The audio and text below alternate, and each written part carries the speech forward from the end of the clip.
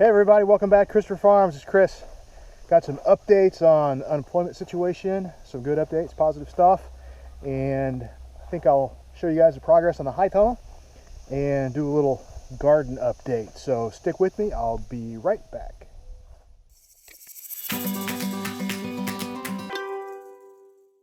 Hey everybody, yeah, just walking out here. This is actually like the third time I've done this video. The first time the battery went dead, I didn't realize it. I was trying to use my new, or not my new, but my wireless mic, and it didn't work. And so here we are, take 3, I guess. So some exciting news. If you guys have watched some of my previous videos, you know I'm currently unemployed. Not really through my own choices, but whatever. Second week of that, actually Monday will be the end of the second week, but you know, Friday, end of the week, we can make some adjustments, right? So end of the second week for that, and actually had second interview today. Second week, second interview.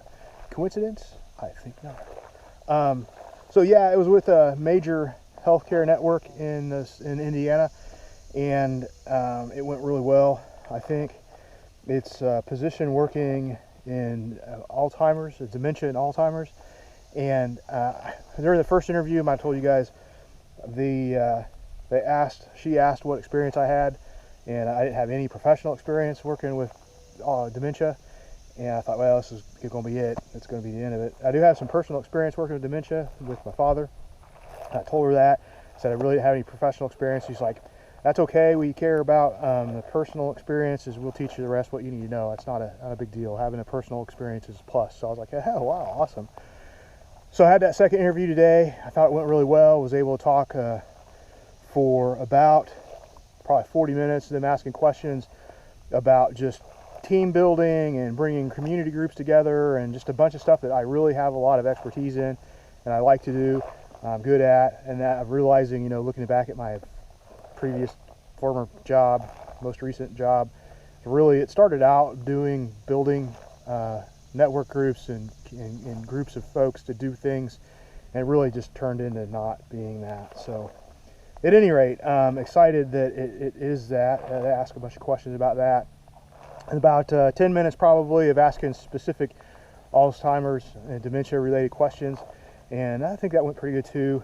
And then about 10 minutes of me asking a couple questions and sort of finishing up stuff. So it was right at an hour-long interview. I was all excited. It was the only thing I've had on my calendar for 2 weeks, and I was like, yeah, I get to 9 o'clock, and I got to make sure I get up on time. And I set an alarm. Of course, I'm always up before then. That wouldn't have been a problem at all, but I set the alarm anyway just to be sure. And shaved and wore a fancy shirt, got my hair cut the other day, all that stuff. It was over Zoom, so they were able to see me, so it worked out pretty well. I thought it went well. Hopefully they thought it went well as well, and they said they've got another interview. They had another interview right after mine, but they have an interview next week. So after they finish that interview, they'll sort of pick the top 2 candidates for the position and send it over to the place that's gonna, actually the area I'll be working in if I get the job, the location, and let that person review it over there, and then that person will sort of make final decision, I guess. So hopefully find more out about that towards the end of next week. So I thought that was pretty exciting today, getting the day started off pretty well with that. And so insurance has been another concern of mine, right? So health insurance, I'm a guy that's up there a little bit middle age, I guess you could say at this point. And insurance is something, health insurance is something that's important to have. And with losing a job, you get COBRA, but you pay both your previous employer's share and your share. So that's pretty expensive. And then not really an option I wanted to go with having no income, you know, that wouldn't be good, drain the savings out. Looked at the marketplace, and you know, I hope folks weren't fooled into thinking a cheap policy was a good policy, because it looked like the policy premium cost per month was about half of what COBRA covered, or what COBRA would have been, but you would have been out of pocket like $6,000 or $7,000 before insurance even kicked in at all. That's just ridiculous. So that really wasn't an option for me. I didn't want it to be an option. Indiana actually has this plan called the Healthy Indiana Plan, or HIP. It's like HIP 2.0, and it's sort of their version of the marketplace insurance or whatever. And because I have zero income right now, I applied and, you know, filled all the paperwork out truthfully and everything, 0 income and all that stuff. And I hadn't heard anything back. I did that last week. It's been 10 days actually. It's been 10 days since I submitted that application and hadn't heard anything back. Well, before my interview this morning, I'm like, I'll go online and see, you know, if I can tell anything. Well, apparently it was approved 2 days ago, and I just haven't got the U.S. Postal Service notification that it was approved. So I am actually insured through HIP dating back to July 1st.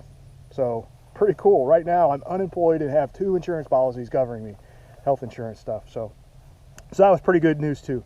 Appreciated getting that information. So yeah, second week of unemployment, it's, you know, better every day, right? Being able to get a lot of stuff done around here, and that hadn't gotten done for 6 or 7 months. Whoosh, lots of stuff getting done. So talking about stuff getting done, let's take a look at the high tunnel. Some progress made on the high tunnel. There's a boom over there. Some progress on the high tunnel. I got, I think you guys saw all the trusses got put up, and all that was completed. I've got almost all the hip boards and base boards on. I got 3 more hip boards to put on down there, and I'll be complete with that project. So the plastic will come over the top of the greenhouse and attach up here on the top, and then from here down to the bottom I'll have drop down sides. So it's like a heavy tarp type of material, and it'll run the length of both sides, and then in the heat of the summer I can drop these sides down and it'll provide some nice cross ventilation across the high tunnel, as well as I have a couple of in fans. So I've got that to finish up, and then I think I move into putting some bracing on. Got bracing for this end and bracing for that end, sort of pre-stage some of this stuff. I've got purlings to go. It's sort of like the bracing that goes down the length. I've got all that laid out and ready to go. It'll be 1 down the center and 1 down halfway down on each side.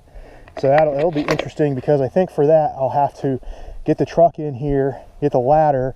I'll use my thing on the tractor to help hold stuff up. The ladder goes in the back of the truck, and I go on the ladder in the back of the truck, and I'll start putting that stuff up. It'll be a little bit of a process, because I'll have to like climb down off that, put that down, back the truck up a little bit, move the tractor back a little bit, and then repeat the process. But it'll get done, yeah, slowly but surely.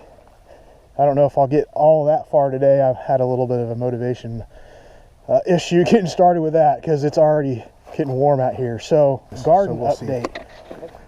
So this is a cornfield that I planted. I took you guys along with, and it's still crazy over there with the Tennessee spinning or Tennessee dancing gourds taking over the place. So I knew I had to take care of him. So I actually filled up the spray tank yesterday with some 2,4-D, some broadleaf herbicide control, and got into some of the field. I got some video I'll show you guys. Got into some of the field, but the problem was it was just too wet. I got back on another lap and got the front of the tractor in. It was just so wet. I didn't want to get the tractor stuck, because I need the tractor.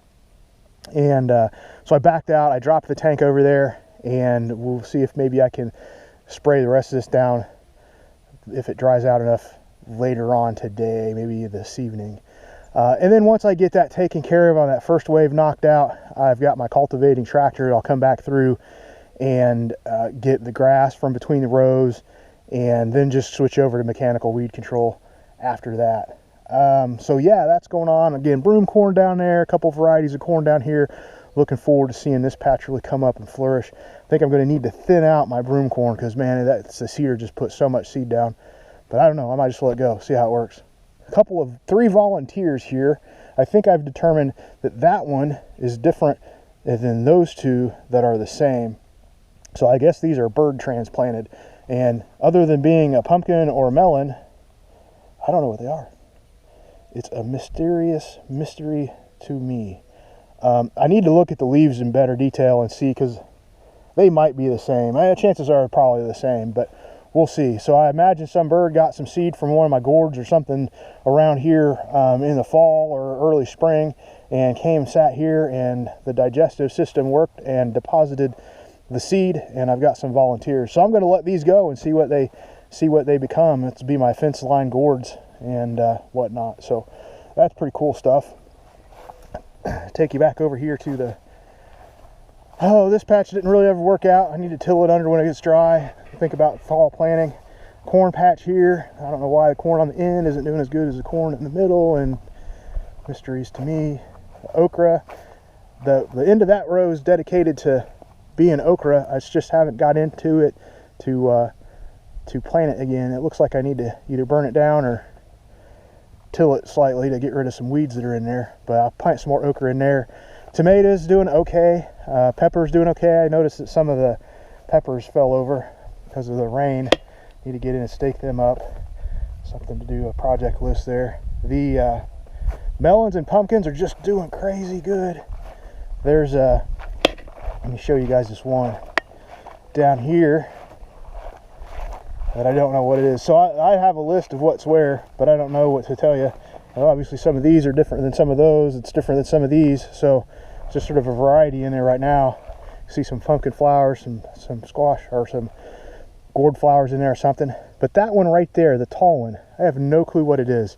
It was in the seed with everything else, but there was only one of them, and it's got that broad leaf like a gourd or a pumpkin or melon, but I sure don't know what it is.